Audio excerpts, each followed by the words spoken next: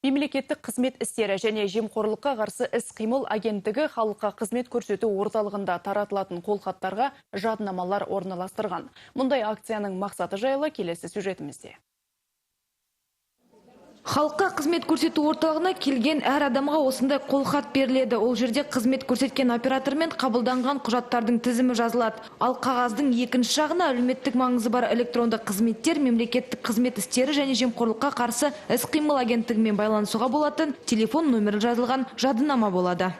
Это значит, что потребитель, получив данную расписку, Мұндай қолхатты алған тұтынушы өз ұсыныстары мен кеңестерін қалдыру үшін кол орталығына хабарласа алады. Бұдан кейін біз мемлекеттік қызмет істері және жемқорлыққа қарсы іс-қимыл агенттігінің облыс бойынша департаменті мен мемлекеттік қызмет көрсету сапасын жақсарту механизмін қарастыратын боламыз. Сондай-ақ бұл акцияның тағы бір мақсаты халықты уақытты үнемдеуге үйрету. Цифровизация дәуірінде барлық мемлекеттік қызметтерді электрондық үкімет порталынан алуға болады. Қызмет көрсетуші мен қызмет алушының арасындағы байланыс болмайды, бетпе-бет екеуі келмейді. Сондықтан тәуекелдер, сыбайлас жемқорлық тәуекелдер жойылады, және адамдар өздерінің уақыттарын үнемдейді, және бұл жерде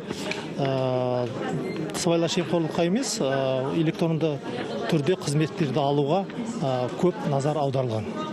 Бүгінде мұндай 25 мың қағаз дайындалған. Бұл алғашқы кезеңге. Мамандар мұндай акция мемлекеттік қызмет көрсетудің сапасын арттыруға септігін тигізеді деген сенімде. Сондықтан жиі ұйымдастырмақ. Аида Адрахова, Артем Клеон, Александр Колесников, Ирбис телекомпаниясы.